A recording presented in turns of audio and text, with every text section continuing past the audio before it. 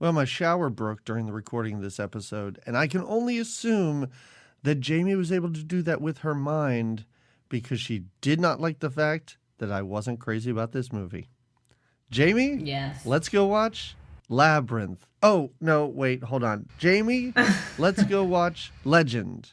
No, that's not right. I am in an echo chamber. Oh, Jamie, let's go watch The Neverending Story.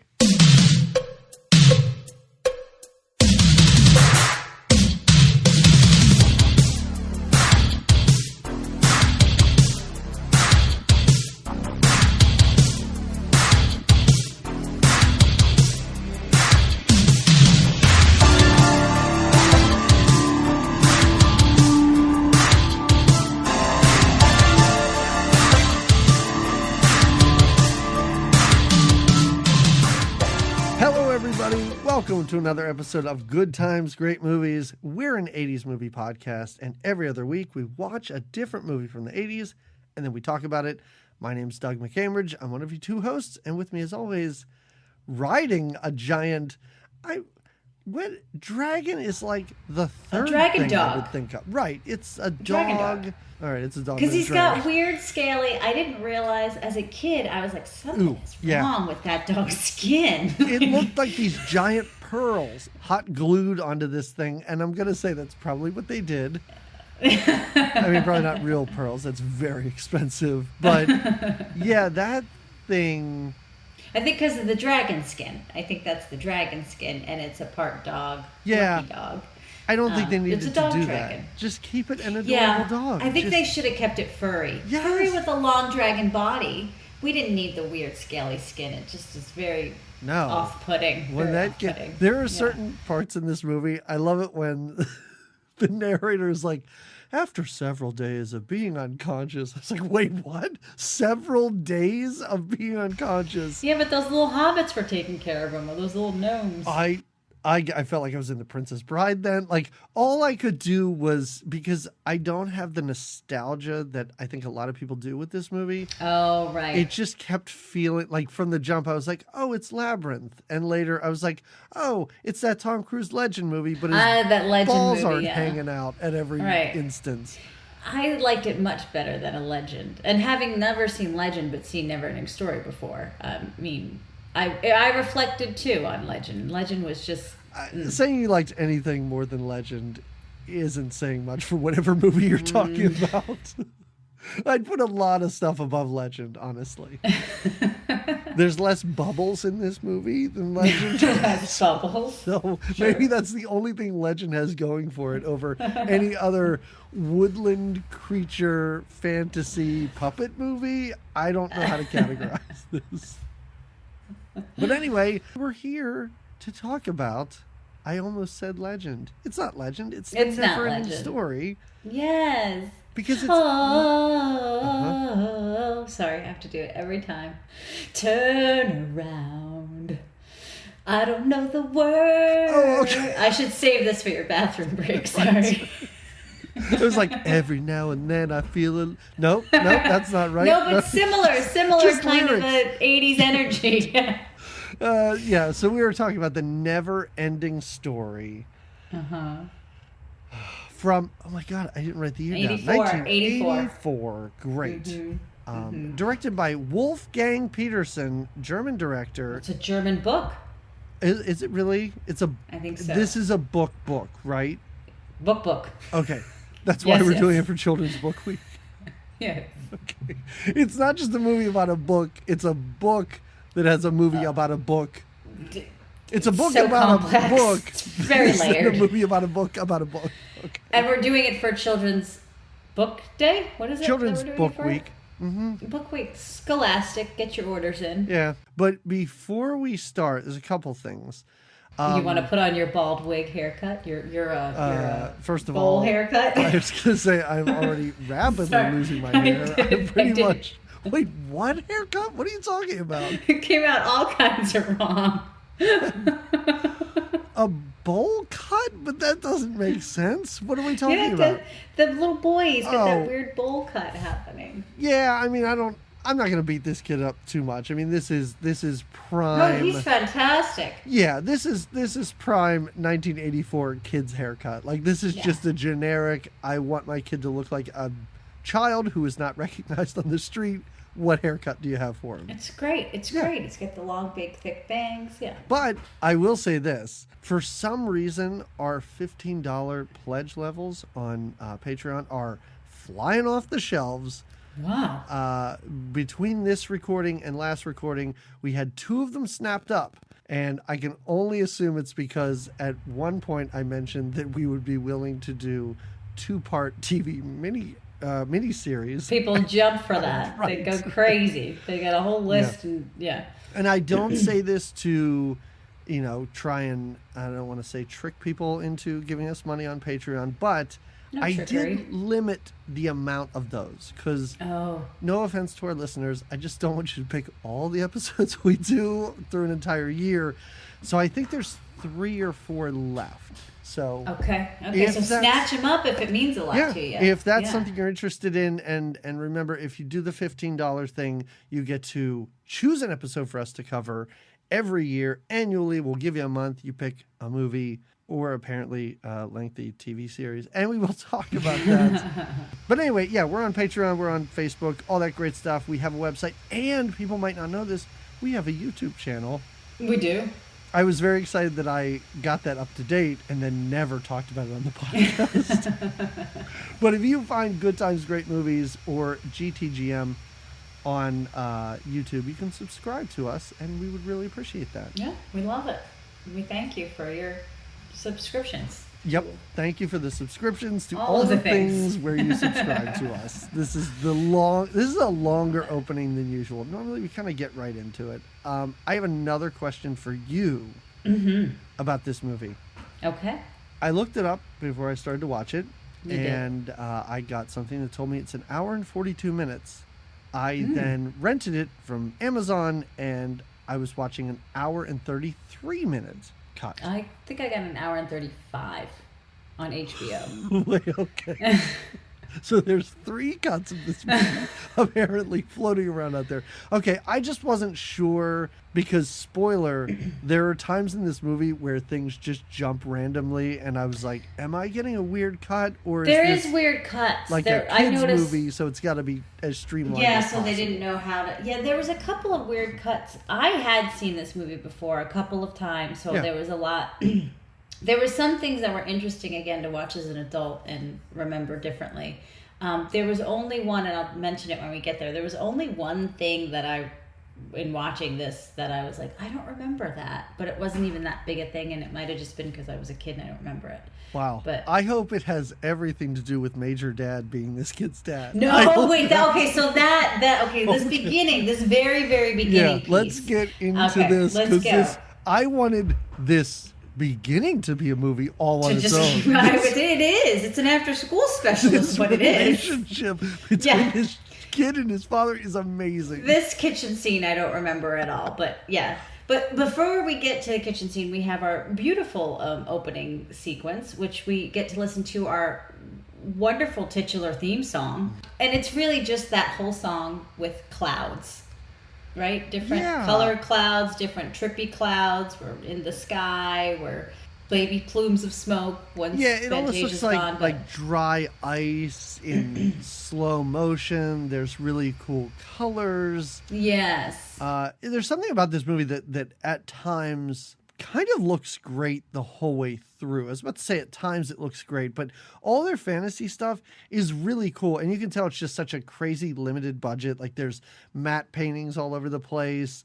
And then, the sets, I was very impressed. When he got to I'm going to call it the swamp, the sad The swamp. sorrow. Yeah, the sorrow. Yeah. Swamp of sorrow. I was like, how big is this set? But, it's one of those things where they're like, they probably call cut and they're like, now you have to walk from this direction. Sure, the background's the same, but we'll move the camera. It looked amazing. Like, I was really, really impressed with the way Yeah, this I looked. thought so too. That was another nice thing that carried over as an adult watching it again. I'm like, but the quality is not. Like, again, we're going to end up comparing to Legend and all those other fantasy movies of this time, but Legend had a cheesier, much more dated feel to all of it, right? Am I right? Legend looked But like I it think- was all shot on a soundstage. Like everything about it, like the makeup was amazing, and Tim Curry is that devil monster. Oh was yeah, so Tim cool. Curry was great, but I'm Yeah. talking about the scenes with him out there in the woods and shit. Yeah, like Tom Cruise skipping around a soundstage with big plastic trees. Like it looked super ridiculous compared to this. Yeah. No, this was really, really pretty. Uh-huh. But yeah, before we get to these pretty scenes, we're introduced to our Bastion, our lead character, our little boy, waking up from a nightmare in his room. I thought the nightmare was just the clouds. Like the nightmare was just like those clouds are too trippy. The lighting is crazy. I don't even know what to do with them. Yeah. Right. And his name is Bastion.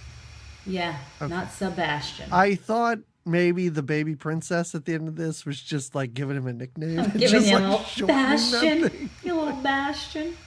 No, I think his name is Bastion. Okay. Yeah. All right. He wakes up and he goes into his kitchen, and it's just him and his dad, because we learned pretty quickly that his mom has recently passed away. First of all, what is this shake that the dad is making? It's not a shake. It's raw eggs. Raw eggs and orange juice. He puts it in a blender. And he drinks it without making a face. And it's one of those things where I'm like, Major Dad is doing this in real time. Like, there's no cut. He just put eggs in this. 2 raw eggs. Orange juice, blended it up, and is having the most serious conversation with this child while he drinks this gross concoction that he just made up. No, I feel like raw eggs were a thing. Like, didn't Rocky eat raw eggs or something? That's like, it was a thing. Rocky thing. Like it's a protein thing, I guess. But It's not good for you, doesn't it say everywhere shouldn't consume these raw things like eggs? plus, if you're doing that every day, that's a lot of cholesterol too. Well, But also, you might want to watch your cholesterol. yeah, Major Dad, relax. You were in the military. Shouldn't you know that this is bad for you? But he's probably doing push-ups and sit-ups. I was so excited when I saw him. I was like, is this kid's mom going to be Delta Burke? Because I would take that. And I like to imagine poor Delta Burke passed on, but she was this kid's mom. Yeah. And you don't get any other indication, but you assume that they had a really sweet relationship, and him and the dad kind of doesn't know what to do with him, because the dad is like kind of has this heart to heart with him while he makes this disgusting shake. Just him drinking this.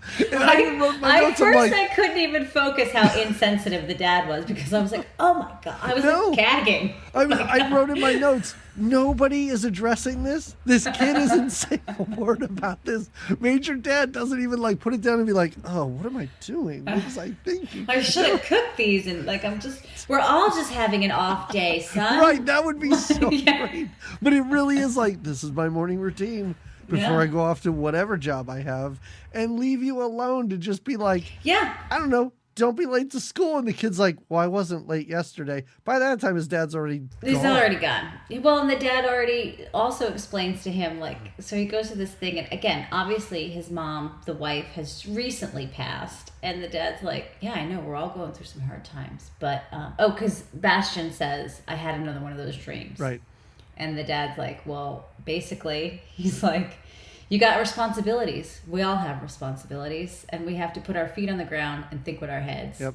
You I imagine understand? he's just rolling his eyes going, is that one of those cloud dreams? Do I have to hear about this from this kid? Yeah, exactly. He's like, this is why your mom was so good, because she would listen to your blah, blah, blah. The kid also, Bastion doesn't look any more than, I'm going to say, between 8 and 10. Yeah, I think that's fair. I'd say probably 10, more so than 8. But yeah, no, he's a young kid. I think another thing that sort of hit home and made this tough for me to watch this time around was when the Major Dad goes, hey, your teacher called again and said you're not doing your math homework. I was like, oh, that stings so much. Like, the amount of times that happened to me as a kid, that really hurt. The math homework especially, Yep. yeah. Mm-hmm. Yeah. Yeah, math homework, any kind of homework, whatever. Well, And also, his dad is like, I heard you didn't try out for the swim team. I was like, this kid's a baby. Like, what swim that's team? exactly why I brought up his age, because the dad makes it seem like he should be more responsible and signing up for the swim team. I'm like, swim team? What Where? elementary school swim And they team live in is New this? York City. I mean, maybe. It's not like he's in a private school that may have a Olympic-sized swimming pool in it. You would think he would say, well, swim team. I don't know.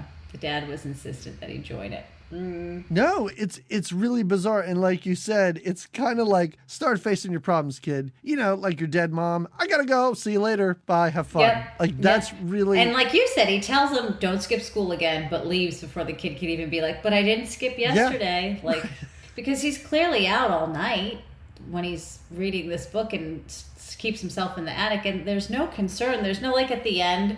where the dad's like, oh, gosh, you're here, you know. There's I found you. Nothing. Major Dad wanders out of this movie and into Major Dad, I think. And, like and we don't even see, maybe he's the nothing. Maybe he's the wolf. I almost, okay, all right. If you want to get deep with this, I think we can. But I almost feel like Major Dad, like, during this scene, there may have been more to it, and he realized how little he was getting paid. And he probably just left the scene, walked off set, got in his car and left. And they were like, well, I guess this is it. That's all we got from him. We got to just use what we got, I guess. He's also drawing unicorns in his math book. His dad's like, your teacher said you were drawing horses in your math book. He's like, oh, Dad, they're unicorns. Very Napoleon Dynamite-y thing to say. But okay. So yeah, this kid, this is a child who has had a parent pass, and it doesn't seem as though anyone is acknowledging this, cares about it at all. Yeah, the dad's never like, well, we'll get you some counseling for that. He's just like, you got to stop daydreaming and start fixing your problems. He tells him, you have to stop daydreaming and start fixing your problems. You know what works for me? This egg shake. You want me to make you one? You want me to whip you up one in the morning, kid? It is. Well, and I love it. It's such a weird problem to not address, because again, there are no details given. Like, maybe the teacher could give this kid a pass on this math test. It feels like it's a pretty raw death. And you would think the teacher would be like, listen, I know that your wife just passed, but he's having a hard time with math, maybe. You know what I mean? Yeah, somebody the teacher could have cushioned the blow I a little bit. Caught him. First of all, he's not doing his homework. Also, he seems to be drawing horses in his books. Like, nothing, no empathy, no nothing. It doesn't seem that way.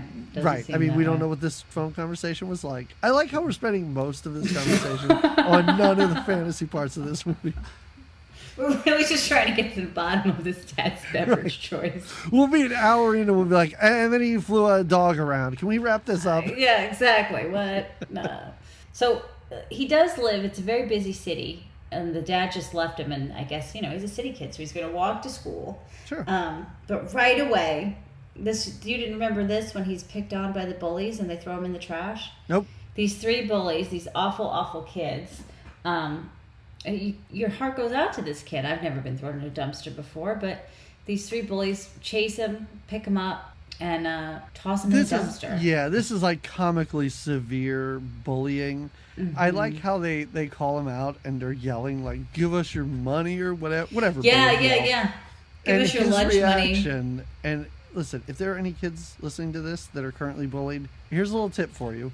I don't really know from personal experience, but don't run down an abandoned alley. Like, you need witnesses around. Like, do not. Well, there run are. When he runs direction. down the alley, there's a couple people that look, but they're like, well, whatever. Yeah.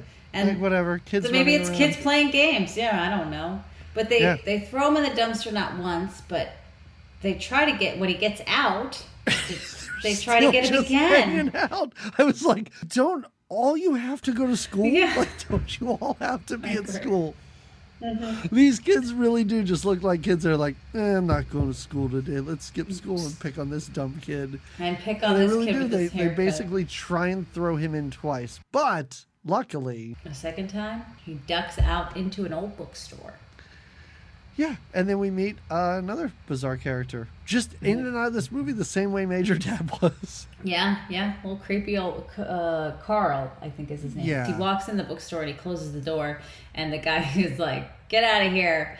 I don't like kids. Go away, basically. This interaction between these two is great. And he starts naming the books he's read, right? Right. Bastian is because he makes the joke, the older man, which is so funny because it does kind of relate to like nowadays when you would tell kids, like, what do you know of a book? Like, you know your iPad and you know your device.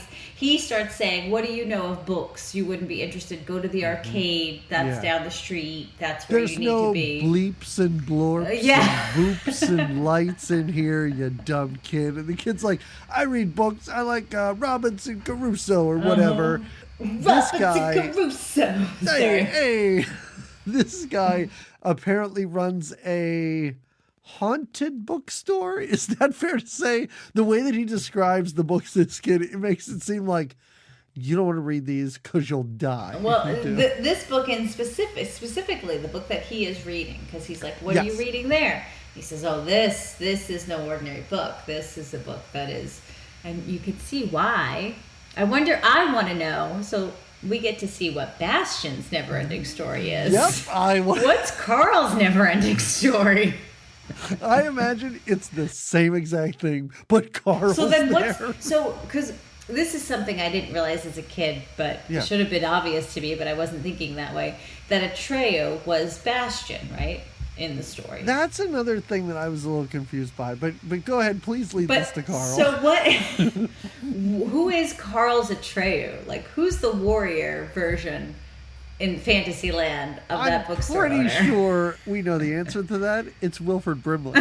Like, there's no question. You look at this guy and he's like, if I was just a shade more handsome, I'd be Wilford Brimley. Just possibly a little more athletic. I'm not sure. I don't know. Yeah. That's exactly who it is for this guy. All right. Okay. You've got me mildly convinced there. Yeah. But his adventure, I think his is, it's right. Each person's is their own, each never-ending story. Yeah. Right? Yeah. It's not a choose your own adventure. His adventure is like walking from his living room out onto the front porch and sitting on a rocking chair or Maybe something. Like that is the never-ending story. Like he has to get there or the nothing will destroy his farmhouse or something like that. Well, he heeds a pretty heavy warning to this kid that this book is just too. He says, you know those books, how that you have those characters in those books, and you don't become them. You could close the book, or no. He says, do you ever become that character? And Bastian's like, yes, that's the best part is that you could be the characters in the book. And he goes, yes, but you could leave them. And Bastian's like, well, it's just a book. That's his dad's side of him coming out, this very pessimistic kind of. Yeah, but it's one of those things. It's almost like a thing to trick a kid into reading a book where he's like, you don't want to touch this one. Remember, don't read it after dark. It's super scary. I'll just leave this here because. Did you listen to his phone call at all? The only reason I listened to it is I had the subtitles on. No, I did. Like, because I wanted to know. Yeah, this guy's like, it's going to be $300, $375. It's very expensive, and it's going to take months to get. Days. Yeah, it's gonna. No, I thought it was like a couple weeks that it was going to take. Yeah. To get there, yeah. I guess he's got a book, and the person who calls, he knows. He's like, hey, what can I do for you? Yeah, I listened in on the phone call because I was like, what kind of? This guy's like running an illegal bookstore, right? Like he's getting things I don't know where these different countries. Mm-hmm. They're very expensive. Shouldn't be sold to the public. This is not a place for children, of course. But I do like how he steals the book and he leaves him a little note. Like, it's very sweet. Back. Don't worry about it, man. Yeah. Because he probably will. He knows how important books are to people. Sure. And he gives this like twinkle in this guy's eye, like. I was gonna say that warning you said that was a little ominous, where it's like, well, what are you telling a kid that for? Of course, now the kid's gonna want to take the book, but he's got a twinkle in his eye, like that was his plan all along. I do like to imagine this kid's reading this book, and at one point he's like, why was this old man so interested in this story? So he runs into the school. He's got the book now, and it's zipped up in his little hoodie. And he runs into the school, and he kind of takes a minute. He looks into his classroom, and I love it.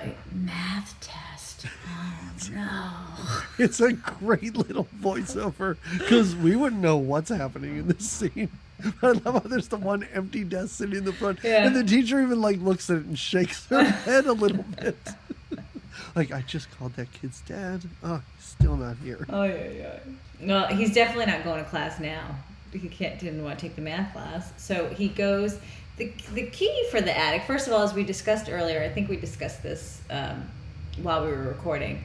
There's an attic in this school. Very strange. I didn't know. I mean, I don't know many school storage. I guess, yeah. The attic. This inner city school, which appears to be maybe 2 stories at the most, has a barn, like a rustic barn attic. Yeah. It. It is so weird. But you're right. He just like, the key's just there. Like, almost like a break glass to pull the fire alarm. Yeah, sort and of it's thing. already kind of waiting for him. And it's kind of like he's done it before. Like he knows where to get the of key course, and go. I like it where That's why he leaves doesn't the key think on this the place door is first. scary. He's like, oh, I get to hang out with my skeleton friends. Yeah, my exactly. taxidermied animals. He's too busy of the book at first to notice all those things. As soon as he gets upstairs, though, I'm like, kid, this is not your typical, like, again, if we're going to have an attic in a school, maybe there's old textbooks. I would give them a costume box or something like that for the theater program at the school. But there's a skeleton, like a skull. Yes. On the shelf. Speaking of costume box, this felt to me like the same school as in Prom Night 2. Yes, where I they had thought the that haunted too. basement with the haunted trunk in there. With the trunk that she was inside, yeah. Yeah, I think this kid goes to the same school. This is what the attic looks like. That's what the basement looks like. You're right. We're getting all different views of the same school. This is where his part of the story is going to begin. This is where the magic happens. He begins reading this book. Oh, we can't forget to say that this book has this beautiful cover. Like a with seal this, on the cover. Yes. Intertwined snakes and It's and magical. the like. Super magical looking. Yeah. It looks like one of those books that should have like those metal locks on the sides too. Yeah, I'll give you that. Sure. But I mean, we're immediately into it. This movie that we've taken 45 minutes to get through the first 5 minutes of this movie.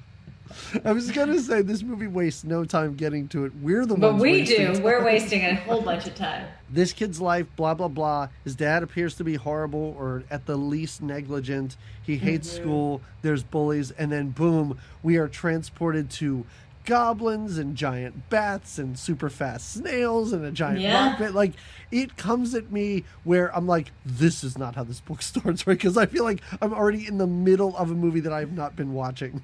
Well, and kind of you are, because these guys, when we meet the who is it? It's the Rock Eater and the Night Hob and Oh my God, you have other their guy. names. All right, I did not listen. Most of these, at least the Rock Eater comes back, but these other dudes, they are out of this movie. Well, we after a see little them while. wave to him in the finale there when he's All right, that doesn't riding all count. over Fantasia. Doesn't But yeah, count. I thought. See, I forgot too. Then I remembered. Like when I first met them, I'm like, these guys.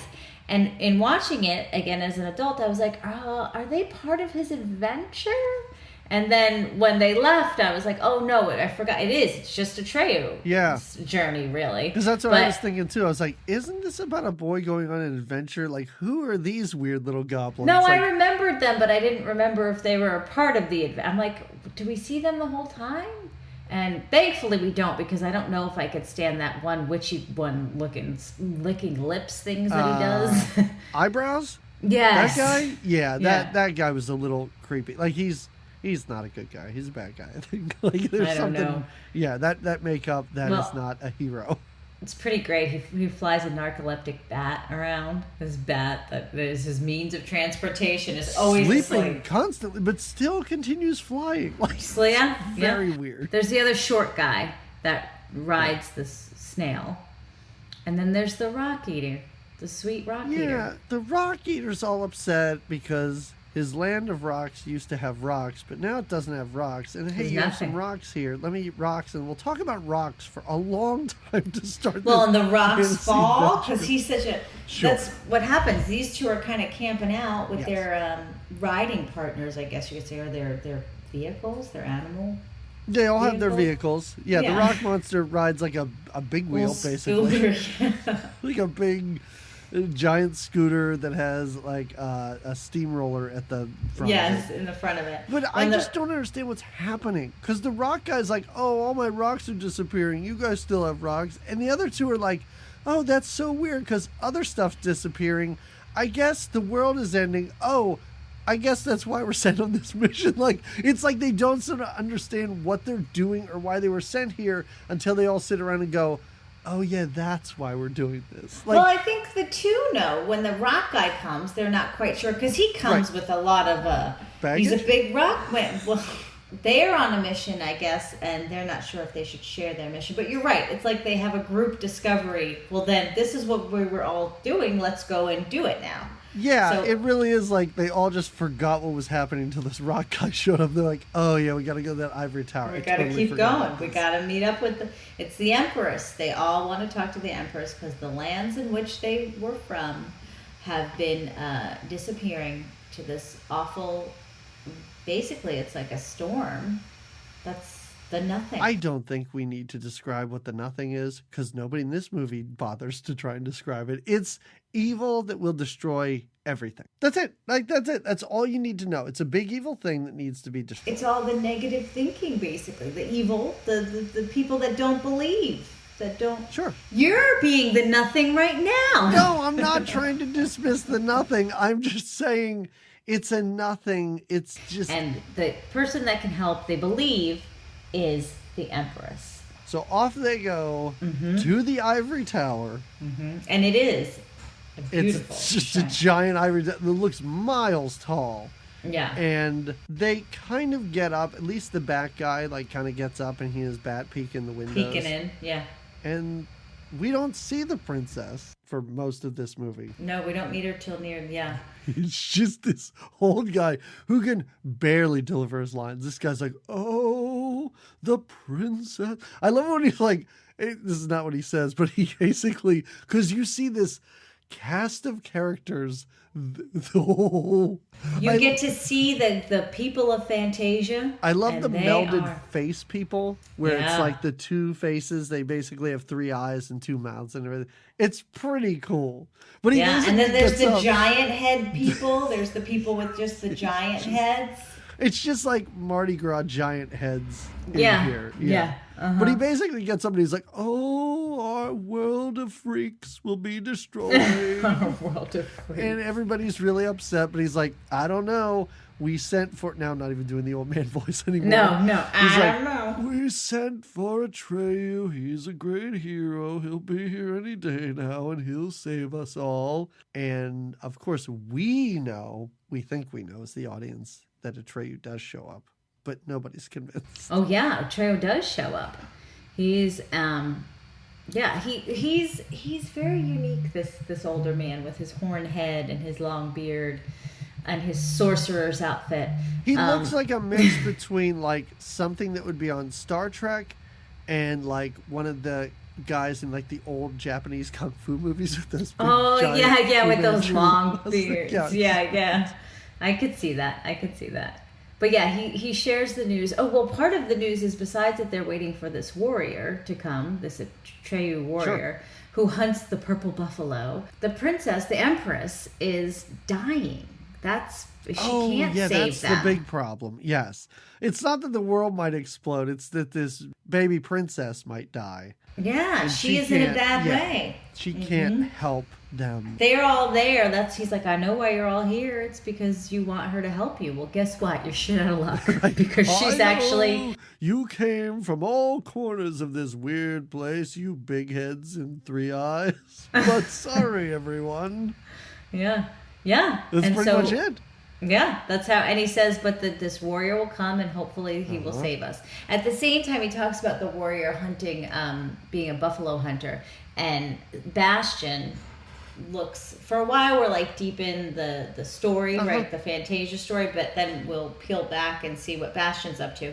And he's checking, I think his lunchbox or his backpack, something has a Buffalo Indian sticker on. Right, yes. I love how this kid basically uses the directions in this book to tell him when he should be eating, because he does try to eat something. He's like, wait, I can't. No, I don't have time. I better get back in here. No. And at one point, Atreyu stops to eat, and he's like, all right, great. Time for me to eat now, too. He takes his cues for snacks because he's in it. He is the story. He is a truth. And that's the thing that really confused me, because in my mind, again, don't have the nostalgia with this movie, watched it once a very long time ago, I was so shocked that Atreyu isn't this kid. that it's not the same actor. Like I thought that was what this was going to be. It would just be him dressed like a Native American. Obvious. No, that's I know. Too obvious. You're making a movie for children. Make it obvious. No. No, I really did. I really expected it to be this kid with like a different haircut and dressed as a Native American. But no, it's a completely different actor. Yes, I can't believe that you thought that it would be the same kid. Listen, don't make fun of me. I know. I'm not. I don't know a whole lot about the Neverending Story. sorry. Well, also because again, I didn't just watch this, but I watched this a lot through. We had it on VHS, and I'm not gonna lie, I had a little girl crush on Atreyu. He was super cute.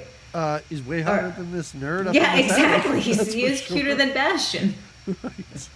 So yeah, I was glad that they made the choice for him. There's a lot of, like, when he shows up, he's like, "Hey, dude, I am Atreyu. I know you sent for me because that's my name." And there's a whole lot of like, "Oh, you can't be him because you're a boy. No, that's my name. You can't be. No. She sent for me, but I don't think you're him." No, but it's great because he's like, they're doubting because he is a kid. Because he says, "You are a child."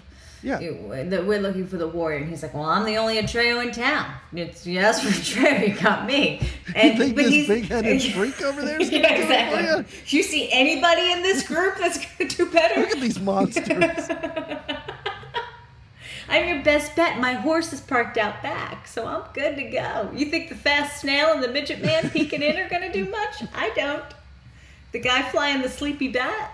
No. Yeah. Maybe that rock monster. He seems pretty tall, but near the end, extremely depressed. Just very down on and he's himself. like the lion, like the cowardly lion. Yeah. He's just sad and scared. And the battle back and forth is so that, because Atreyu is just like, "Well, if you want me to leave, then I'll leave. If I'm not who you're looking for." And then he's like, no, stay. We're desperate. There are certain reactions, just because we're cutting from the story to the kid reading this, there are certain reactions from the kid reading this book that I find hilarious, because I have never read a book before, and at one point he screams because he read something, and I was like, I've never felt that way reading a book. And at this point he even looks up and goes, "Oh, it's a boy." Yeah, he goes, like, okay, you just read that. Like, I don't know that you need to repeat that again out loud for yourself. You're not an avid reader. No, you're right. I've never read a book and yelled at somebody or yelled at myself. It's like when you're watching TV or you're watching the game and you yell at it, like you want the players to do. I think it's a certain personality type. I have so many questions about this world and what is happening. When he meets that turtle and he's like, "Did you hear the princess is dying?" The turtle's like, "Yeah, I know all about that." I'm like, how? Because he's the how wise did the turtle hear turtle. about this? This is just happening. But he now. knows all. The turtle, he's like billions of years old. He's so connected to Fantasia and the people and the emperors, of course. I know. All right, but we didn't meet Yes. the turtle yet because he hasn't agreed yet to go on this journey. But now he does. The guy tells him, the empress's PR, I guess, is like. I mean, he finally convinces him. And I like. Well, he tells him, he's like, "It's dangerous. You might not even do it, and I can't guarantee that you're going to be alive when you're done." It's pretty much, I did not write this verbatim. I paraphrased. But he kind of asks him, he finally convinces him that he is Atreyu. He's like, "All right, you can go on this quest." And he's like, "All right, I'll go on the quest. What is it?" And he's like, "It's no biggie. It's just you have to save the entire world. And also leave your weapons. You don't need this at all." And he's like, "You gotta go by yourself. You can't bring your weapons." And I love it. And he kind of gives him like an out. Like, so if you still want to do it after hearing all this, let us know. And Atreyu's like, gives him his weapons and is like, "I'm down. Let's do this." You see this flimsy bow and arrow that probably wouldn't do anything anyway? You can have it. That's fine.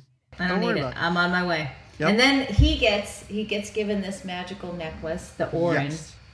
Which is the same symbol that is on the cover of the book. Exactly. Yeah. And now we've gone through, we've seen a bunch of sort of studios and sound stages and stuff like that, and things that were set dressed really nicely. I like the fact that he now, for a while, rides his horse through like real landscapes, Oh, it's but there's beautiful. like weird things superimposed. Like at one point, there's just these giant crystals, and it looks really good. Like it looks, for the technology of the early 80s, it looks really, really great. I was very impressed. Anytime I saw like stunning matte paintings in the background, I was like, I know it's a painting, but that still looks really, really good. Know that, like, he rides off into like, I guess he's riding into, and it's a beautiful musical montage. There's some groovy jams while he's riding on. But you're right.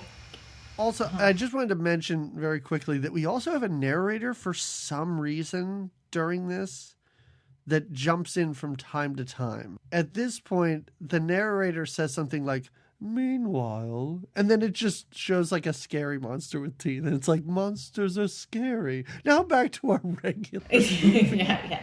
Well, because you while he's riding through, I guess, the different areas of Fantasia that haven't been taken over by the Nothing, these beautiful landscapes, this wolf creature, this scary monster is chasing him. I'm sorry. Why aren't you saying the name of this monster? Is it because it's garbled nonsense? It's very difficult to say the word Gamork. Gamork. I was like, how? That is an impossible word to just sit there and type out. Gamork.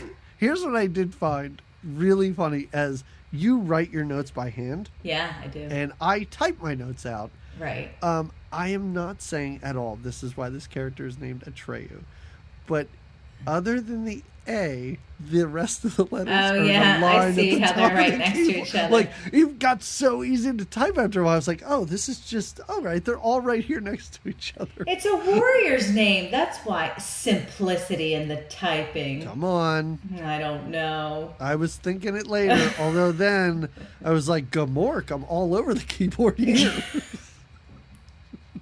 Gamork. All right, there's no Gamork theme song. Sorry, Nope. I just went with it though. Great. The Pink Panther theme song to Gamork? Whoa, this is crazy. So we spend the smallest amount of time with this kid at the beginning when it all seems to be fine. Like, we don't know how long he's ridden with his horse. No, but it's everything. lovely. You get to see him and he's got a great long haircut that it flows, and I mentioned it earlier. Unlike Tom Cruise, he is wearing pants. We don't have to worry about child genitalia sneaking out in this movie. They stop, much like Tom Hanks, much like Tom Cruise. He stops at this beautiful kind of creaky river thing and sits with the horse and communicates. But again, I felt like his moments here they were just prettier, better done, if you're going to compare to Legend. Anyway. But there was more like emotional stakes, or he had a better rapport with this horse than Tom Cruise did with Mia Sara. Like, it felt more real. It felt more natural. I agree. It is sweet. He feeds his horse. Oh, come on, what do you need? What do you talk to him real sweet? You're just getting to see the best parts of the journey, really. As we all know, when you start a journey, it starts out easy and fun, and then all of a sudden you gotta do the hard work. Oh, right? It ramps up, and then it's just test after test after test after test. This kid, he better revel in that ease in the beginning. But it's so fast that at the last test I was like, oh, that was it. Oh, okay, we're done with it. Okay, all right, fine. Let's go. All but he just really had to is that guy. It ramps up so quickly because they're in this wonderful meadow, then he rides a little bit, and then they're in the sad swamps. Yeah, and they're muddy. They're so muddy. I remember as a kid watching this movie and wanting to play in the mud then. Yeah. It looks like, now as an adult, it looks like the most uncomfortable thing to have to shoot this. But as a kid, you're like, where can I find that amount of mud? That's amazing. The 14th time that turtle blows him into the mud, I was like, okay, this is a bit much now. But again, as a kid, you think it's hilarious each time he falls down from the boogery sneeze. I am sure. I forgot how quickly this very, very sad moment comes on.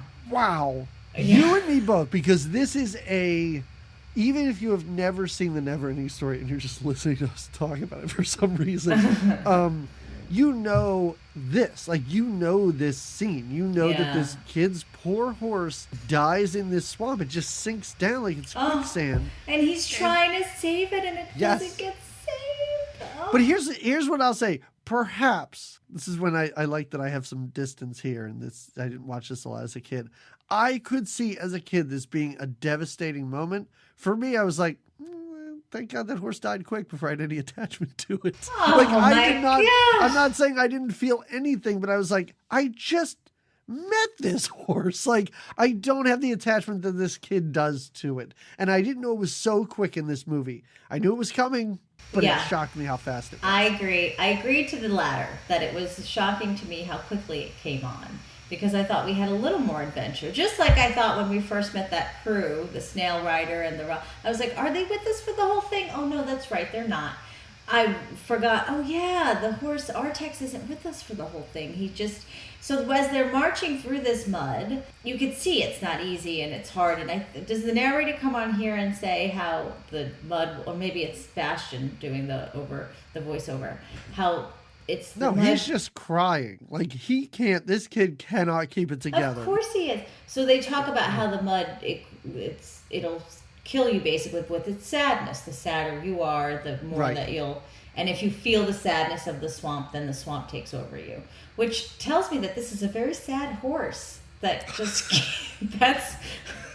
I read it as Atreyu just murdered his horse by being sad. Not at all. See, Atreyu, because he's the warrior, he knows what sort of mindset to be in, right? Because he knows he's got to complete this mission. And he's he's encouraging his horse along. A sad horse. Oh I think this horse has had such a rough life. He's got a lot of empathy. That's what it is. It's an empathetic horse. Oh my God. I did not even think that that's what was happening right here. I just thought it was muddy and the horse just sunk down. I wasn't thinking that it was a sad horse. I was thinking that the horse was feeling emotions okay. All right. Yes. And then how do you not get emotional? This kid, this boy, and if you have an animal, a pet, I mean, I love horses. I don't have one, but it made me think of my dog, and I'm like, oh my God, if my poor dog was like drowning in mud and I couldn't save her, how sad I would be. That would be horrible. Yes, exactly. And to watch it like that, like he's pulling on the reins and screaming, Artax, please, you have to move. And the horse is just looking at him, and his big teeth keep coming out. And then, like you said, Bastian's crying on the other end, and you just feel it. And if you don't, you're the nothing. I think I'm learning what I am through this episode. But he can't be sad for too long. Actually, he can be sad for a question mark amount of time because he's just sitting there very sad. Now he realizes he is sent here to find Morla, the Ancient One. That's right. But Morla is like Shell Island. He's like, oh, look at that. It's Shell Hill or whatever. Mm-hmm. And he climbs up it. But no, it's a gigantic animatronic turtle. And it looks so cool. Yeah, it does. The turtle's also allergic to youth, which is a weird touch to put on this. But it is so that the turtle can just sneeze and blow him off a tree over and over and over again. Very entertaining, yeah. Yeah. No, it's more like, right? There you go. Yeah, it's perfect. Yeah, we great. Forgot. We're forgetting that was earlier. things. No, we didn't. Say, we are moving at a more or less pace through this right now. I know, we really are. We really are. I would say the thing about Morla is nothing really comes of this. And because Morla doesn't give him any information. Morla's just like, whatever, who cares? Princess dying, blah, blah, blah. I'm allergic to youth. And it ends up just being like, you know what? I don't know what the hell you want. Maybe you could go see an oracle that's 10,000 miles away. Well, that's Morla represents. So we're in this mud, this sad place, right? Yes. And Morla is this old, like, apathetic, like, that's her, its big line is, nothing matters. Not that it matters, but. Right. Not that it matters, but yeah, essentially Morla's like thing is like, yeah, I've got nothing for you because I could give a shit less because I'm like, and like even he's getting like, Atreyu's getting upset. He's like, you have to tell me what you know because otherwise we all die. And Morla's like, well, at least that'd be something. I've just been sitting here doing nothing. So, but it really is something where I don't I don't quite understand the quest of this movie. Now, if you want to think about it in terms of what they're trying to do here with the quest of the kid that's reading this, like I understand all of that, but I'm just talking about the bare bones, most practical thing. Like, where does he have to go? What does he have to do? Because it seems to me that every time he meets somebody or does something, it's just like, no, you did that. I couldn't help you. There's another thing over there. Maybe you want to go check that out. And then that leads into the but. And it's not really until he meets the nothing in the end that any of this is made clear. Because the old man doesn't tell him to go find Morla, right? Because she's the ancient one, so she would know everything. So this kid decides to do that on his own? Well, there's really no specific directions given to him. No, okay, good. All right, that's kind of what I was unsure of. But he knows like, of the things that are in Fantasia, these prominent things. So he knows that Morla does tell him to go see the Southern Oracle, which I don't know that he knew that before. So she does provide him with something. And again, I think Morla represents the what can happen when you get old and stuck in your sadness. You know what I mean? So, I don't know. That's how I see it. So that's why she was... I feel like she's an old turtle lady, but... Yeah, I understand that. I wish that we saw her at the end, like instead of... You know when everyone's waving? Up, but like, giving him a little thumbs up. Yeah, but like not in a sad, like swampy, muddy place. Like she's now in a pretty pristine lake and she's green again. And she's like, thanks for bringing me back. Nope, Morla doesn't care. No. But now we go back to the kid for a bit. Because there's all sorts of stuff happening at this school. Oh, yeah. Well, now the day is ending at school. The bell rings, and it's the end of the day. He's been reading this book for most of the school day. And the school is closing. No one checks the attic before they leave. There's no janitor that's going to say, kid, what are you reading up there? I found this great because there is a janitor. And literally, when the last kid walks out, the janitor's like, fuck this. And turns off the lights. It's Friday. And just for all we know, he's like, TGIF, I got to go. Yeah. There's a six-pack calling my name. I got the whole weekend ahead of me. I'll come back here on Sunday and clean this place. I don't care. Whatever. Well, this is when he realizes how creepy the attic is, because this is when the storm, right after school, it's like school lets out and then a storm erupts. Yeah. And earlier we saw a skull, which is frightening enough, but now we're introduced to full skeletons in here and taxidermied animals just hanging out everywhere. In this attic. It's very creepy. Yeah. Very creepy. And again, only aware of this in the storm. But don't worry, Bastian finds a buttload of candles. Perfect. Very dangerous. Yeah. All of that wood, I can't imagine how dry that wood is there. All those cobwebs around there. This kid is so lucky he didn't burn the school to the ground. So yeah, he's got himself set up in this scary upstairs area where that's right, the wolf's head comes at him. In the meantime, Atreyu has just been walking through the mud, which seems like forever. He's got some kind of injury on his arm. He keeps holding his one shoulder. I don't know what happened. Must have been from getting blown off the trees by Morla, all those dead probably. I don't know. Hitting sticks and all sorts of stuff. Yeah. So But this really is where he's about to be killed because we keep seeing this dog. The wolf. This wolf. Whatever.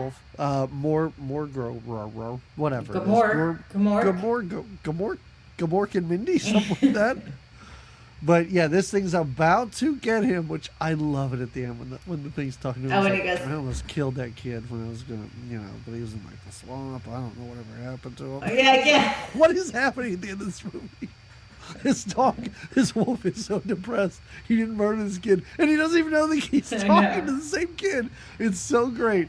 So the wolf almost gets him, almost kills him. Well, because he starts slipping in the mud. He could see he's getting it's harder and harder for him, and he's losing his hope or whatever. So he's slipping in the mud. The wolf is getting closer, and then swoop.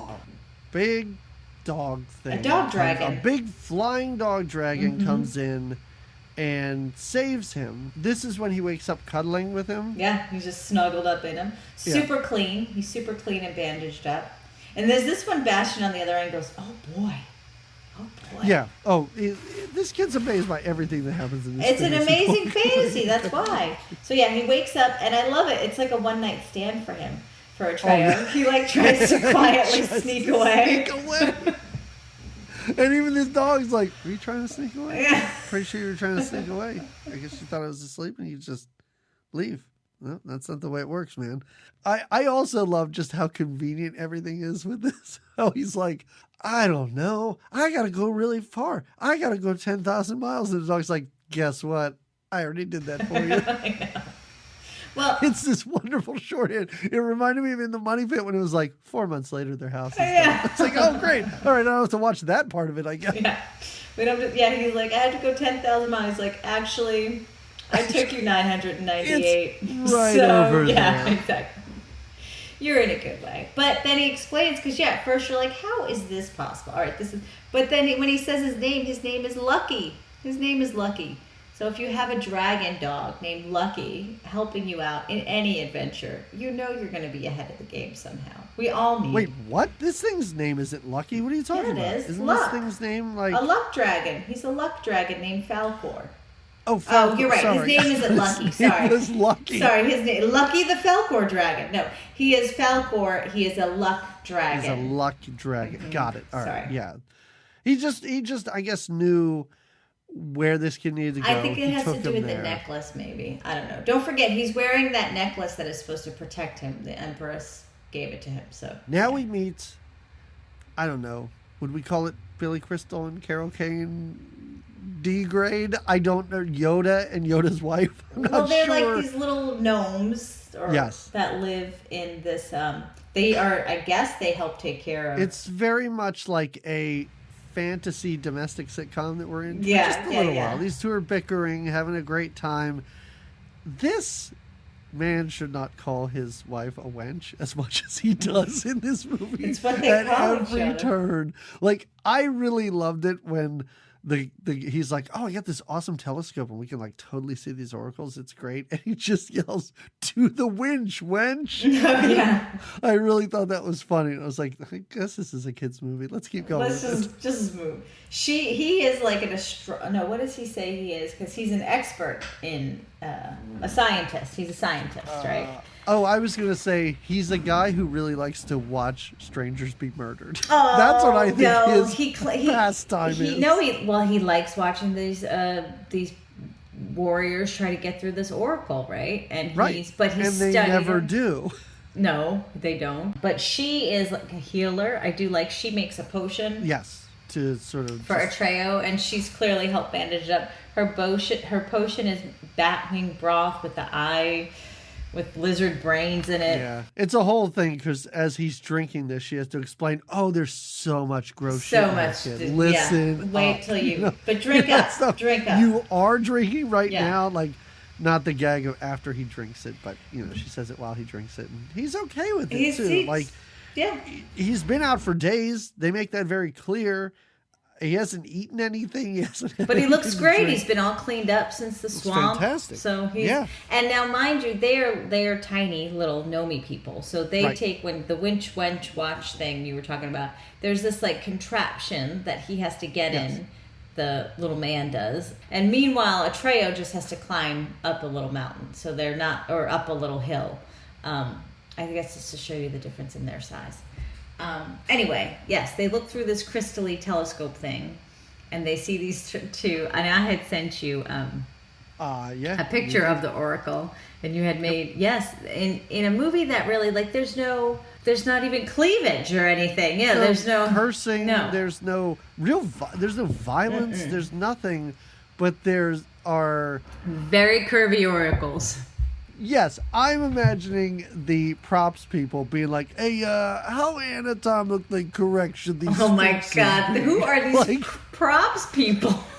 I don't know. Whoever made these things, whatever They're a weird bunch of perv put these things teamsters. together. Hey, who's And can I give these things nipples, or like, is this something for a kids movie? Whatever. They're Because very it's- curvy. Yeah. Yes, fine. You have giant boobs on your sphinxes, fine. But I think the nips are a bit much. They were. Like, it is so. They were a little bit. They were a little bit. Yeah. But they are part. It's really funny. Like, it really just comes out of nowhere. Where I'm like, what? Who? And we do an angle up from there. Yeah. Who? Yeah. So It's many weird. times we're looking up, we're looking down. really tight shots. It's so funny because every time I'm like, who greenlit this? And it's like, oh yeah, this is fun. It'll be good. Kids love big boobs on golden statues. It's great. Listen, we murdered a horse. It already damaged children. Let's whatever. At this point, do whatever you want. Fine. This is when they watch through the crystally awesome telescope. They watch a warrior, a knight, basically, because he's dressed in this armor, try to go through the oracle. Yeah, it's like a gate. There's two sphinxes on either side. Yeah. It's like a dog, right? This thing can smell your fear. Is that basically how he explains it? Like, yeah, it's kind of like it's not even fear. It's like if you're true of heart or whatever.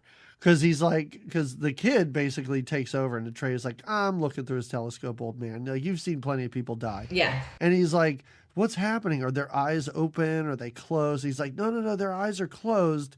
And then you see that their eyes start to open. Slowly. As this guy and his horse. I'm glad the horse made it out okay. Oh, He's yeah. not injured. Right.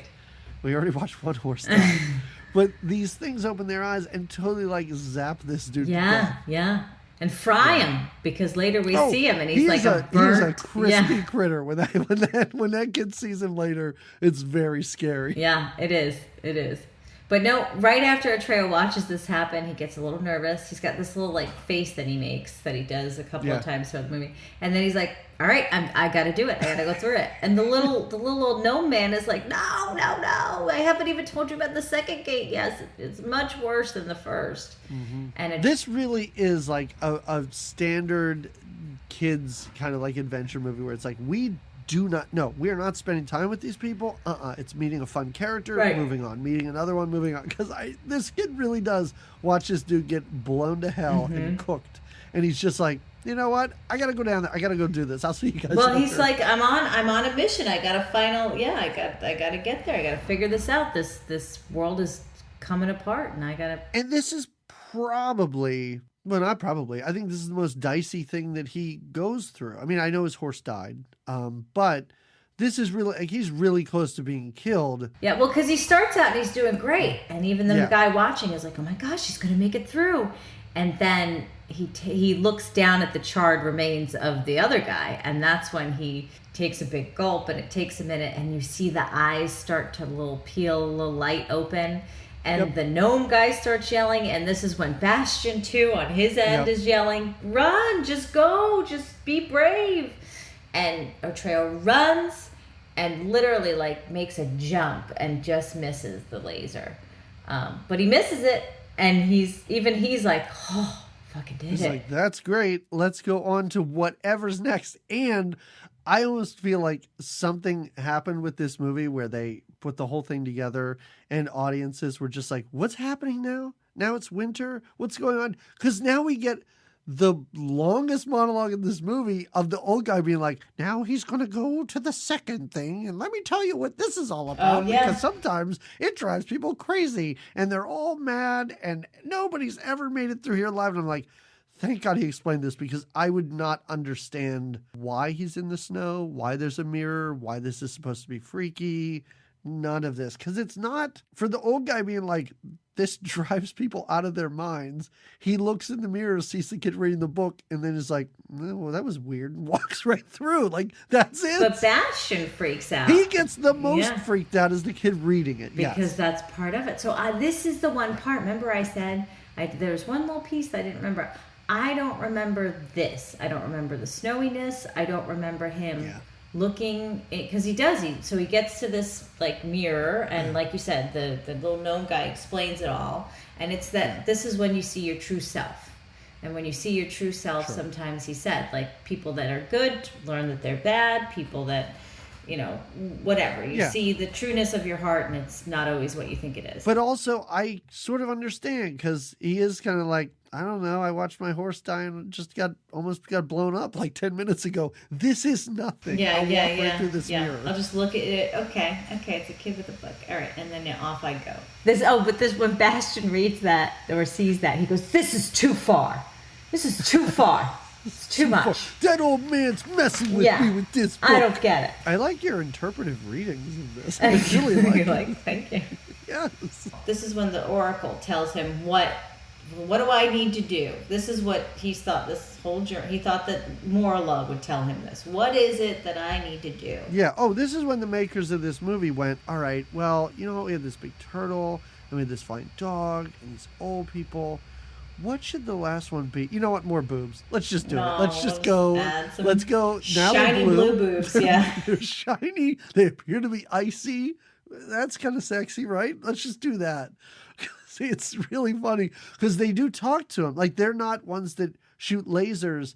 They really do just have a conversation. And we're not talking about the boobs. The boobs don't have a conversation. The boobs are attached to her face. No, they don't. No. Yeah. You want to terrify children? Suddenly there's mouths on there and they're talking. Yeah, that would be very funny. God. I just wanted to be clear. It's not the boobs talking to Atreyu. I really want someone to listen to this who's never seen this and was like, that sounds amazing. I don't think that was even a movie that was made. They just talked what about did these two watch? Yeah, what did these two? But this very curvy oracle explains that what the Empress needs is a new name. And he's like, I love it. He's like, I'll give her any name she wants. Yeah. What does she want me to call her? And this is the oracle. This is where it is. The oracle says, no, her name can only be given by a human child.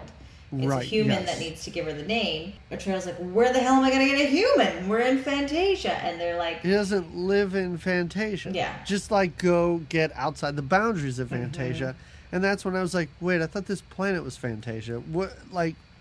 What are they doing? And also the oracles are like, oh, also P.S. We're just going to break apart right now. Oh, yeah, we're slowly just going to decay. Conversation is over. Well, we are crumbling. Trouble is a coming. Like, the nothing is taking over. And that's what basically they're like, oh, and by the way, maybe expedite this mission a bit because, we're about to crumble. Falkor flies him again. Because it's just, I guess Falkor flew over all the obstacles and it doesn't matter. Falkor is like the Big Lebowski. He is so chill.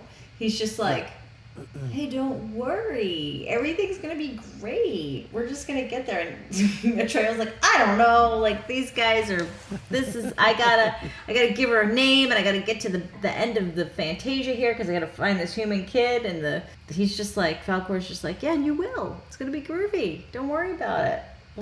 I'll get you there. I have to bring this up only because if people have been on the podcast before, I do like to mention this.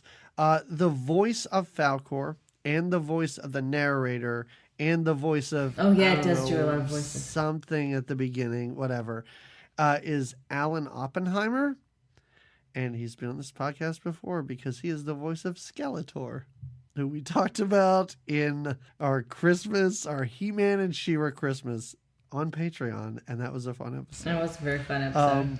Also, this guy, 91 years old. Bless him. A credit in 2021. Wow. Credit, voicing still Skeletor. Working. This guy is still doing this. That's amazing. That's awesome. So. I bet because he drinks egg and orange juice beverages every morning. That keeps you fit. Sure does. So as he's riding Falkor, this is again, Bastion's like, it's a shame they don't ask me. My mother had a beautiful name. It's pretty like, my mom's name was pretty fucking great. Like, I wish I was in this book right now. Like, I would set all this right. Oh, well, let's keep reading. But I'll just keep reading. It's a shame, though. It's a shame. But I think because of this confusion, and there's a storm outside in real life, he and Falkor, tumble. Like, he falls off of Falkor. Yeah. Falkor disappears for a long time until he's underwater. And this kid wakes up on a beach. He's unharmed, but he's just on the beach right now. Yeah, he's on the shore. His necklace is gone. And he doesn't know where Falkor is. So he's yelling for Falkor. Meanwhile, Falkor is flying up in the clouds, yelling for him. It's very sweet. But we finally get a character return in this because we meet the Rockbiter, who's just like, he's just a big sad sack. Like, I guess he made it. I guess this is where This is when he's like, these hands.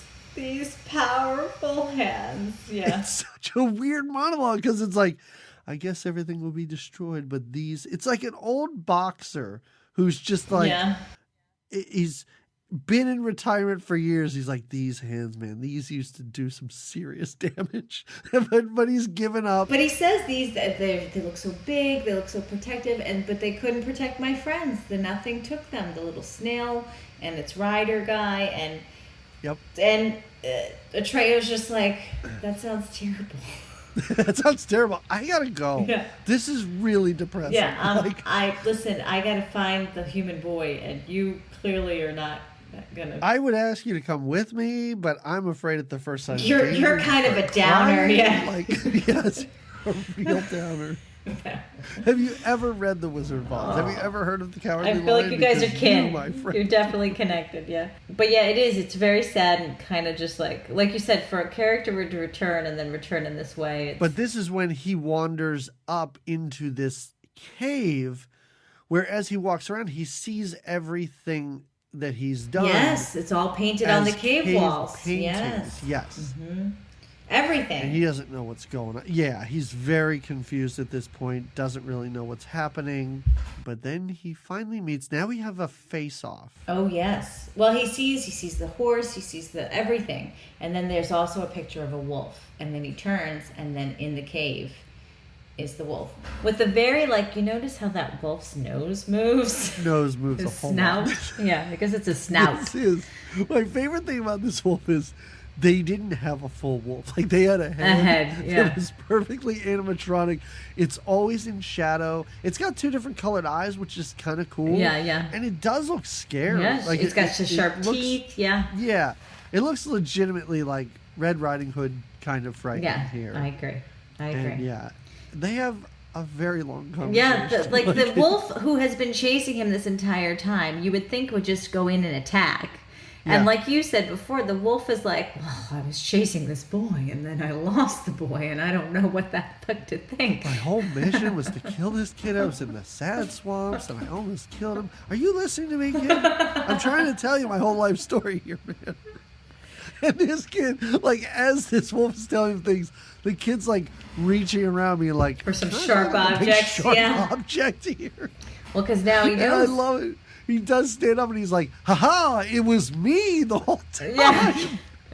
He does. He says, I am him. You come for me. I'm the boy you're It's looking for. really great, yeah. And the wolf jumps out at him, but right away, it's not even a battle. Like you said, because there's minimal violence in this movie. We just know that the wolf is dead. He stabbed him with this little, Yeah. like, sharp spear rock thing. Oh, this is also, and you explained it earlier, so I don't want to take too much time with it, but the wolf really does explain what's happening. Oh, this yes. is when the wolf is very clear, like, it's dying because people don't believe anymore. Mm-hmm. People don't, use their imaginations, or I know I'm just sort of Well, that's why Fantasia's interjecting dying, that, right? Yes, exactly. And he's on the side of it dying, yeah. Yeah, it made me think of, like, Santa Claus the movie, like, oh, nobody believes Oh, him. Okay. and you wanted I'm Dudley Moore to sorry. come out and be like, well, now I here did. I I would come. be like, I got, like, radioactive candy canes Yeah. here. Maybe we can Let's just fix float one of this above one. it all and just forget that it's even happening. Oh, don't worry. They'll be floating in space very soon. Oh yeah, they do. But yeah, I did write this down. So the nothing represents when people lose hope and forget their dreams, and it's the emptiness, despair of the world.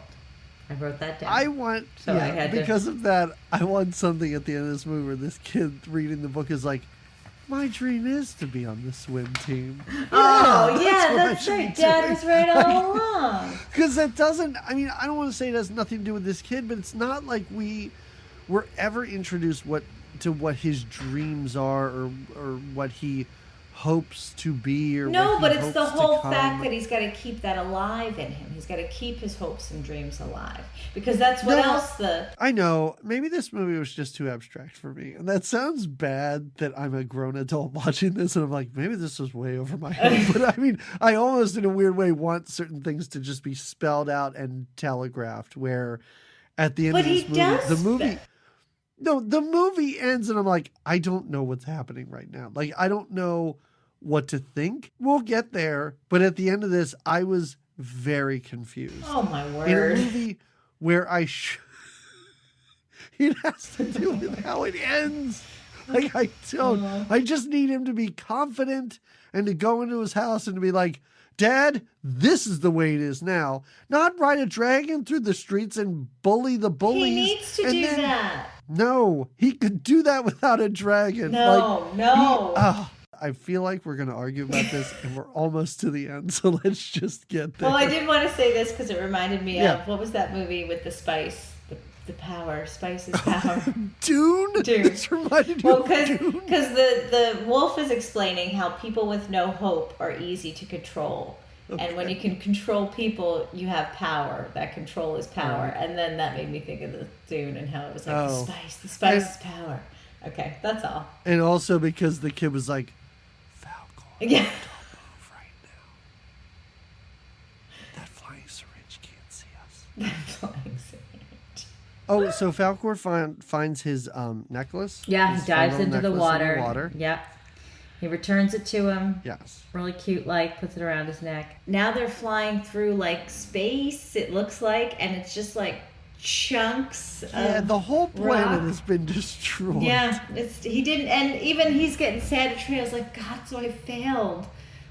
This is... You thought that the wolf was the big bad thing, but it doesn't seem that way, because even the wolf is like... No, the wolf is basically working for the nothing. Yeah, the right? wolf is like, I'm a hired assassin. I'm not the big bad thing here. Right.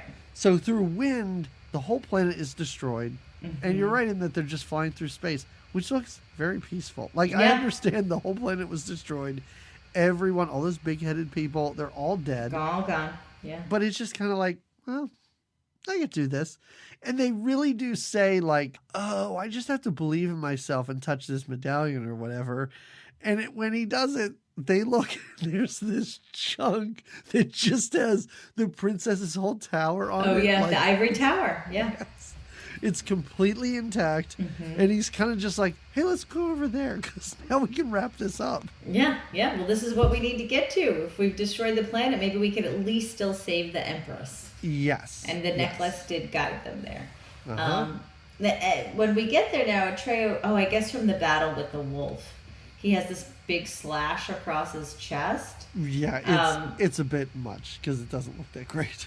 Yeah, it's either you're going to go for it or you're not. Makeup and puppet work, I was like, it just looks like they smeared some jelly across it. They did, just jammed down his chest.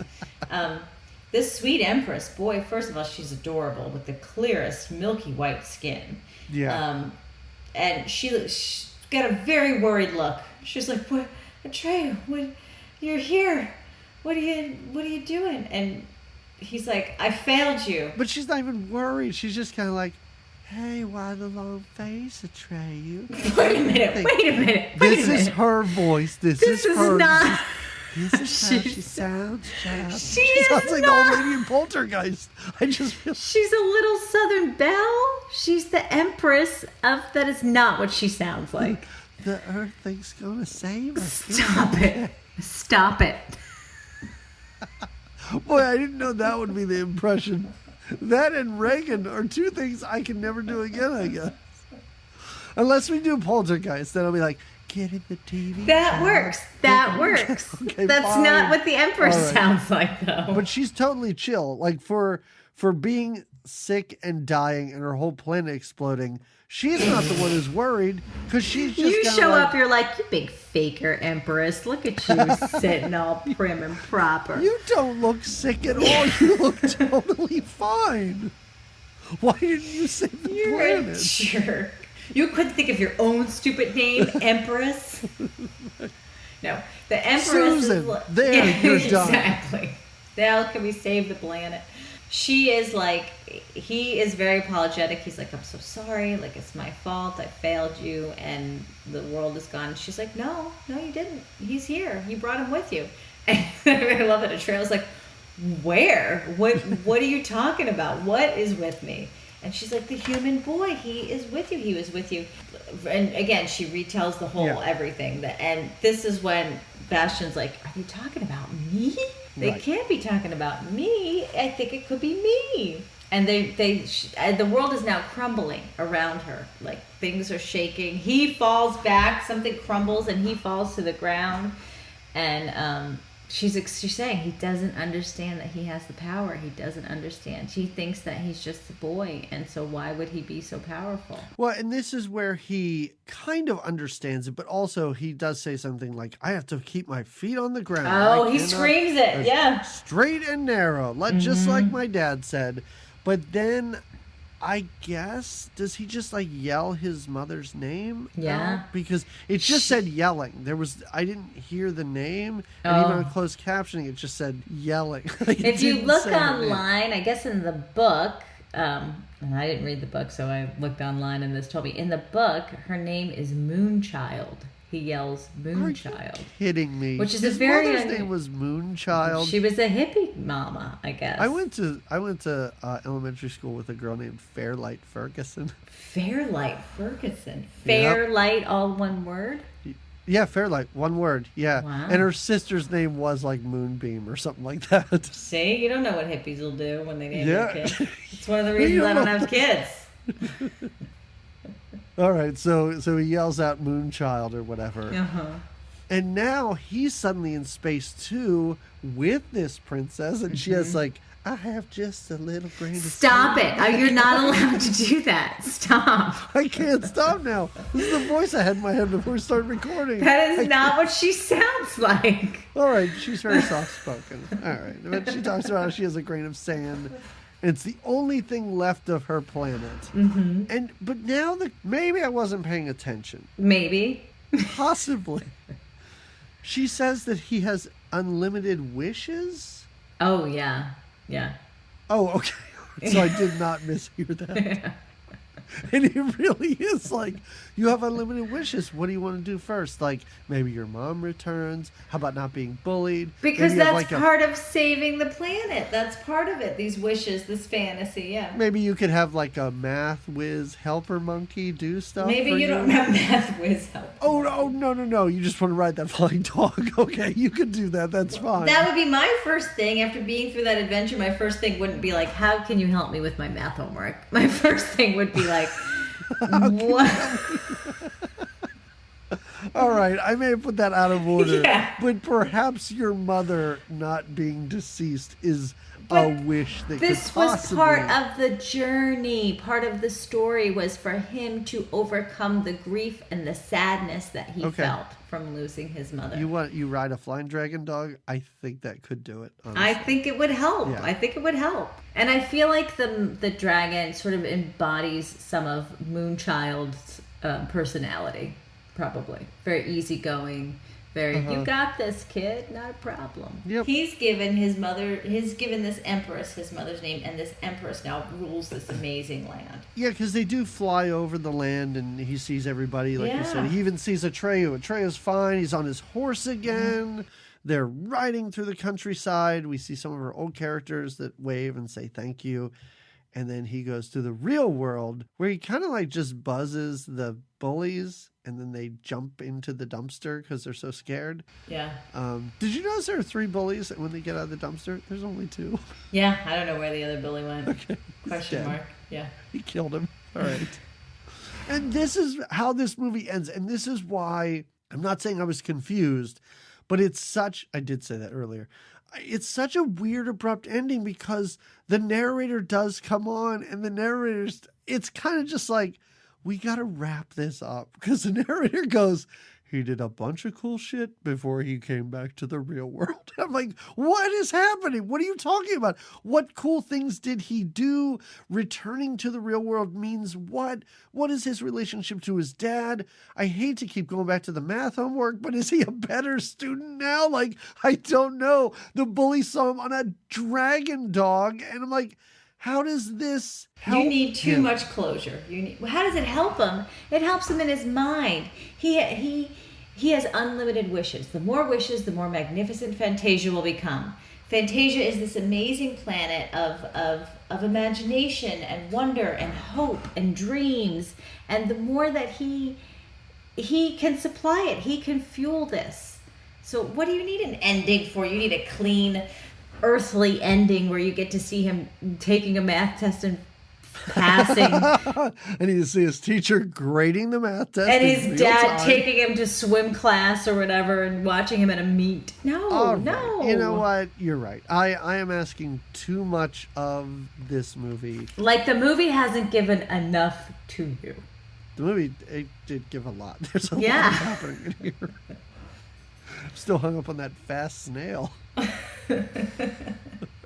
It's a racing snail. And that's it. And that's how this ends. I did see that there is an animated sequel, or was an animated sequel made in 1991. Mm-hmm. I don't know if you've ever seen it. I didn't. No, I didn't. A lot of the people, some of the people return to lend their voices. Mainly Skeletor. He just does all. He's the like, voices. this is what I'll do. I'll do it till literally the day I die because I'm 91 and I'm still doing it. It's 10 more years as Skeletor coming up. Did you enjoy it? I think enjoy. Oh my gosh. Is a bit of a stretch. All right. I really feel like this is one of those examples of the fact that I think nostalgia is such a strong thing because I didn't have that tie to it. Mm-hmm. I could understand why it would connect with kids, but it didn't really connect with me. You know, but I also feel like it would be the same thing if I didn't watch Labyrinth 45 times when I was young. I probably wouldn't like it. I'd be like, oh, these are just goofy puppets and stuff. So I feel like had I seen this a lot when I was a kid, I probably really would have enjoyed it. Okay. It goes, strangely enough, and this is a weird, objection to have, I thought it was too quick. I really thought... Because you wanted him back in school, hanging out with his dad. No, ending aside, I just felt like I could have spent more time with some of these creatures and some of these people, and I could have spent more time in this world understanding... All right, you know what? No, because I'm going to start to talk about like their economic system or something. I don't want... You overthink. This is where your overthinking this is brain just gets making ahead me of sound you. like a dumb old man at this point. But no, it just didn't. And did he return the book? I don't know. Oh my okay, God. I can keep going on and on. No, I wasn't. No, this wasn't. Oh, it was breezy. Sure. But it's like it wasn't nothing painful for you to watch, but it wasn't something. No, not at all. And would you We've been recommend through- it to your girls? Would you have the girls watch it? I would say my youngest probably would really like it. Yeah. And I now have 24 hours for her to watch it because you get the rental. For Oh, free. yeah, you get it. So you get a little more time maybe on that. tomorrow she can watch it. Yeah. There you go. There you go. You loved it as a kid. What did you think? I did. Listen, I did. I liked it as a kid. I did. I enjoyed it as a kid. And then even now, I see what you mean for the nostalgia, but I think even had I not seen it as a kid, it just I liked it. I liked that. But I like books. This is I like a movie kids. that's I right like up your alley. Yes. Like Yes. This has Jamie Lorello written all over the VHS box. Basically. Yeah, this fits my and so even if I didn't see it as a kid, like I totally get what you're saying, that seeing it as a kid definitely enhanced that whole feeling of like, oh yes. But as an adult, I liked watching it and finding these other, because I didn't pick up on all those subliminal things that I was trying to explain to you along the way. Like, well, this is what this represents. And that. I didn't pick up on all that stuff as a kid. I didn't think like that. But now there were so many. I wrote down a couple of quotes, like somebody, I think it's the gnome lady that is like, things have to hurt for them to get better. Like, there's all these cute little one-liners that are like I'm like, I feel that in a deep way, Right. So, I liked it the second time around as well, or the adult time around. I also feel like with me, even as a kid, like I didn't like fantasy stuff. I knew I didn't. And it just continued on. Like in high school when people were like, oh, Lord of the Rings, you got to read it. Like I read half of it and I was like, this is not your jam. I don't understand this. I don't care about any of this elfin shit. Like, no, it's not for me. So, and this is just too. So what would your recommendation be then? My recommendation has nothing to do with this movie because we've given up on that. I'm going to recommend a movie from 2020 that I just saw. It's called Lucky. Oh, like the dog. Oh, so maybe it does relate to the Lucky Dog Dragon. See? I'm going to tell you how this movie starts because I think it's enough. It's not giving anything away, but it might be enough for people to see it. This woman and her husband, at night, their house is broken into, and the woman wakes her husband up, and she's like, "There's some creep in the backyard. I think he's breaking into the house." The husband gets up and is like, "Oh, it's that guy that breaks into our house every night and tries to kill us." Oh. And they go down. They thwart it, and the next morning, as a viewer, I'm watching this going, did I hear him say that? Yeah. And, at the breakfast table, she's like, hey, you said some really weird stuff last night. And he kind of is just like, I can't even talk to you when you're like this. I'm out of here. Oh. So the movie really does become someone tries to break into her house every night and kill her. And as the movie goes, she starts to understand what's happening. You start to understand what's happening. And it's I don't want to say what it's a metaphor for, but it's a really, really smart and clever movie. Okay, lucky. So people should check it out. Yeah. Lucky. Yeah. Okay. Okay, cool. I like it. I'm writing it down. That means I All right. really liked it. So I still kind of related mine to this in the sense, I know we're kind of dropping that, but I did it anyway. In the sense that this was a kid's movie that I recently watched, and I loved it. Okay. And just like this, watching the Neverending Story kind of made me, like, because you get to be a little nostalgic, reminiscent, I felt like a kid again watching it. Like, oh gosh, I remember what I felt like watching this movie. Anyway, sure. This movie that I watched, I guess we watched it in December. It was recently came out in 2020 on Apple TV. It's the movie Wolf Walkers. It's this animated, it's super sweet. Your girls would love it. I think the girls would really love it. It's very sweet. It's very well done. It takes place in like the 1600s in Ireland, and it's got all this groovy music to it. We watched it, and I felt like a kid again watching it, and I can't recommend it enough. Oh my God, we've been talking for 2 hours. 2 hours. 2 hours. The Neverending Story was an hour and a half long. Oh my God. Can't take it anymore. Yeah, but to be honest, like we've got your plumbing issue in here, and we've got a whole bunch of so many issues. Mishaps. Speaking of plumbing issues, everybody, remember you can go to our Patreon so you can pay for me to get a shower. That. Oh, right. But the reason I bring it up yet again is next time we're going to do a patron suggested episode. It's time, Jamie, because I've had this DVD sitting at my house. Oh, yeah. It's just sitting by mine, too. 2 months now we've had these things sitting here. It was easy enough for everybody to probably find Neverending Story. We're going to do something that I'm assuming you and I are going to watch, and the patron who suggested it is going to watch. And everybody else might just have to listen to us talk about this and go, I don't know what the hell's going on. I've never seen it or heard of it, yeah. It is a TV miniseries, 2 episodes, 2 parts. 2 discs. Starring Phoebe Cates. I do love me some Phoebe Cates. And Angela Lansbury, if you checked out the back. Murder, She Wrote.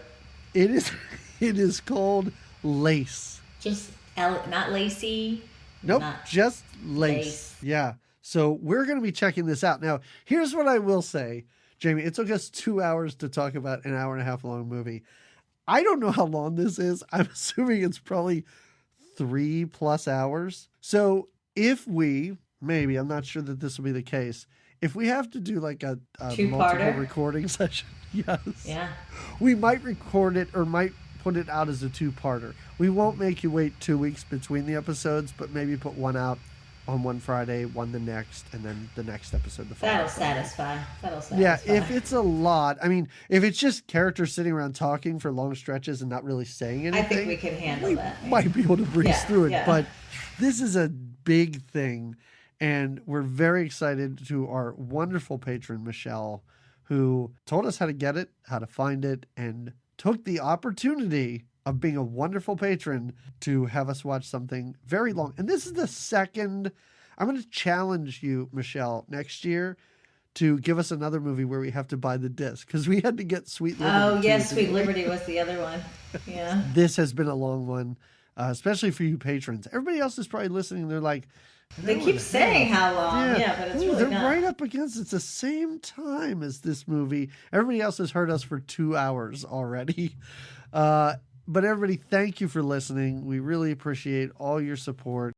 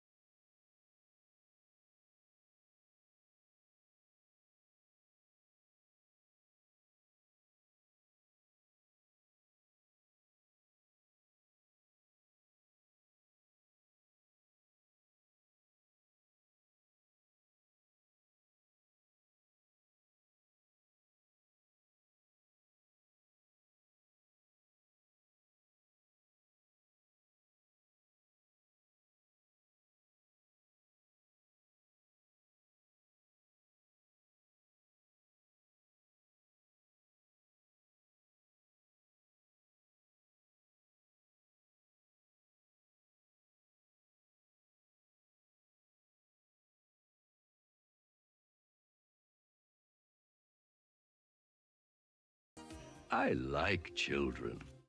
What is this ticking I noise? hear What the it. I hell is hear it. happening?